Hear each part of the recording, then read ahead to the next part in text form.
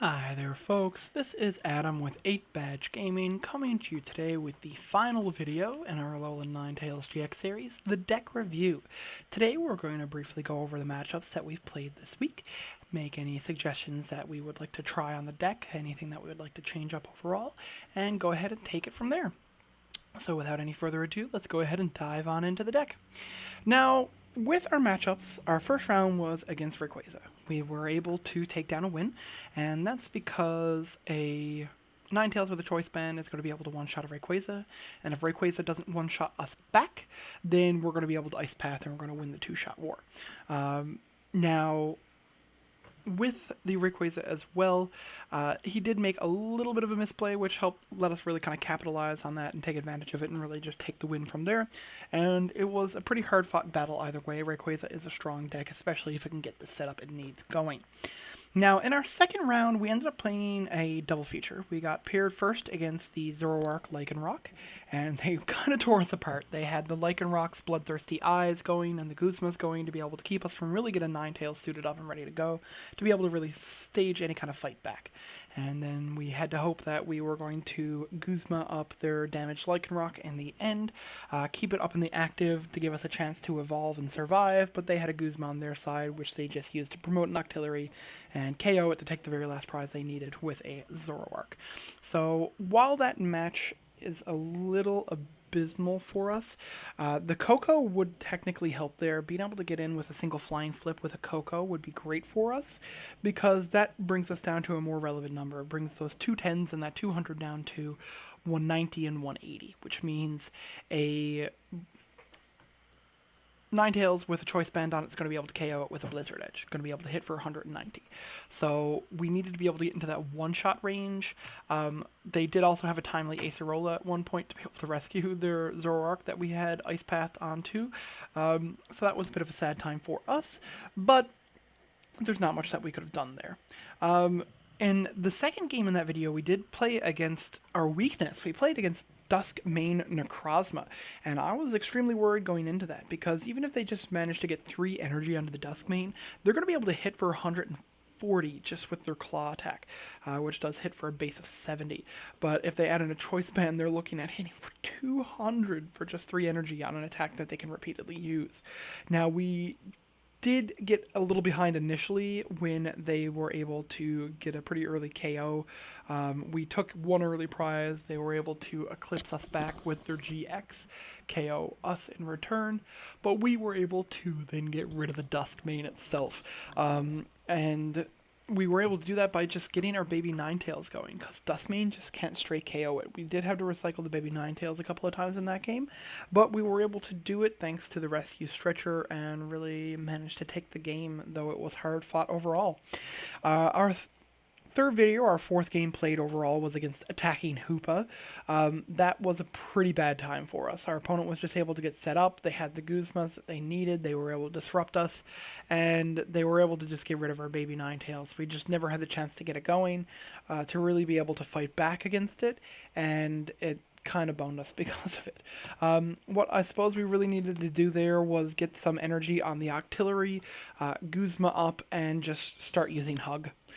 Just hug away on the bloody Hoopas that had no energy on them and see if we could take it that way.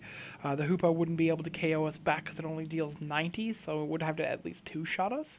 But we weren't able to pull it off, sadly. It was a very grindy game, and them having a slew of one-prize attackers that we effectively couldn't kill was the downfall of us, really. Now, our very last match was against Garchomp Lucario. We did get a bit lucky in the very end, where their last Choice Band must have been prized or something along those lines, because when they used the Precognitive Aura from the Lucario to go tutor a card where they had Garchomp in play, they needed to hit a Choice Band because they'd used Cynthia for turn, and if they'd hit the Choice Band, they would have been able to just straight up KO our Ninetales. Without the Choice Band, they're only doing 200 damage to a full HP Ninetales, which sits at 210, which means that we were going to be able to Ice Path back and heal up our Ninetales to full, KO their Garchomp that had energy on it, and really just start taking the game. We can then just start using one of her little sniping skills from our Ice Blade to just start picking off. And we were able to pick off a couple Gibbles that they were using, the 50 HP Ascension Gibble. We were just able to just snipe a couple for 2 easy prizes with Ice Blade alone. So that was a good go for us there. Our overall record was sitting at 3-2. I feel like we could definitely do better with this deck. It is a strong deck overall, but we did have some poor draws, to say the least. Some changes that I could consider making pre-rotation would be to potentially put in some other discard outlets for using the Aqua Patch. Really, all we have right now is either Sycamore to be able to discard or Ultra Ball. That's the only way we're getting those energies out of our hand, or getting a Pokemon that has energy on it early KO'd. Now, we could also do, say, the aggressive retreats, but if we're trying to retreat into the Pokemon that we want to put the energy on, we're still not going to be able to use that Aqua Patch there. So I wouldn't terribly mind some sort of other discard outlet to really give us the better go there overall. Now, in a post-rotation format, we're losing a couple of significant cards here. We're losing the Mewtwo, which does help us with some of those Buzzwole matchups. We're losing the Bridgets, which is a big loss overall because it's losing our early setup. We're losing the Remoraid Octillery combination, so we're losing a lot of the consistent card draw. But it might just mean that we start pairing this with, say, Zoroark, for example, to still get card draw, take advantage of the double colorless energies, and still have a good secondary attacker. Now, we do also lose, say, the Ends, the Sycamores, so we would want to up the draw supporter count. We're likely putting up to, say, a 4 of Cynthia. We might look at adding in, say, a Copycat, a Lily. We would still keep the Lele's, obviously, in the deck for the consistency then.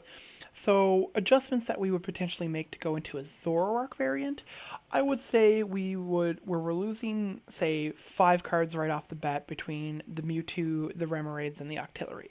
We probably drop the Tapu Koko as well, though that damage of a single flying flip getting particular 210 HP Pokemon to within range of a one-shot with a Ninetales, I kind of still like it. But if we do go with the Zoroark variant, then we have a more consistent way to be able to discard energy for the Aqua Patches. Now, with a Zoroark deck too, we're generally going to be running significantly fewer draw supporters. I would probably replace the Bridges with just straight Pokemon fan clubs. We're losing the Ends and the Sycamore. We'd probably go up to a 4th Cynthia and probably 1 Copycat, 1 Lily. Now, that does still give us 3 slots in the supporters and 5 slots on the Pokemon, which gives us 8 total slots, which we could just go for a straight 4-4 line of, say, Zoroark. Now, if we're doing the Ninetales combination, we're probably shaving numbers on the Ninetales as well. We're probably shaving, say, at least a GX and a Vulpix. So we do give us some more flexibility slots there. We do lose Puzzle of Time, so we don't have to worry about trying to make the space for that, but it does give us potential space for additional supporters. So we might look at something like, say, an Acerola, just for the healing there. We might look at some other sort of disruption, like, say, a Judge, where we no longer have N. If our opponent goes up in cards, being able to put him down in cards with a Judge could be useful there, and it still does give us a shuffle effect.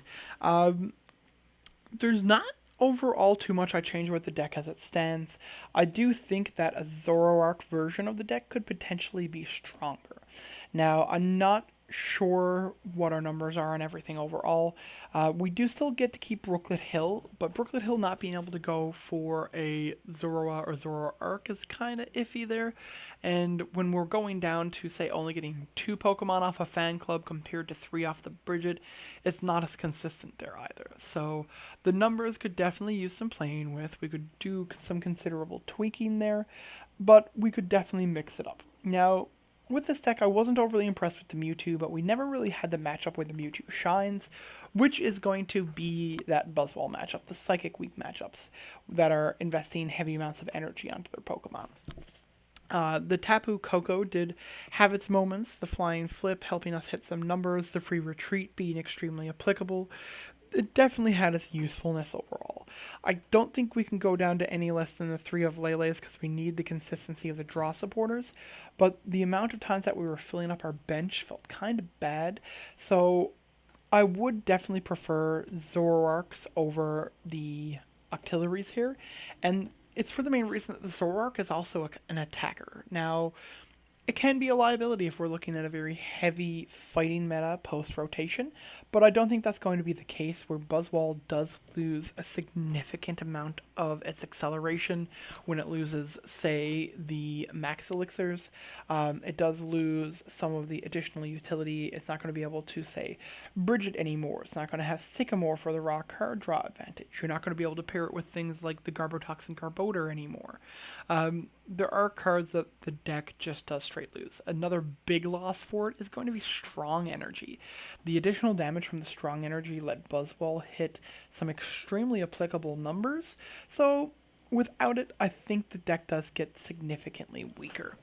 Now, that does actually clue up the deck review itself, but I'd like to hear back from you. If you have any opinions on the deck itself, any suggestions that you would do with a Ninetales build over what I've discussed here today, feel free to let us know. We'd be happy to hear it. Now, we do always greatly appreciate your viewership here at 8Badge Gaming. We always love interacting with you, hearing what you'd like to say about our videos, about our gameplay, about my punts particularly. I always like to recognize how I can do better as a player, so let us hear it every day, any day. We're always happy to see you mentioning us, talking to us overall.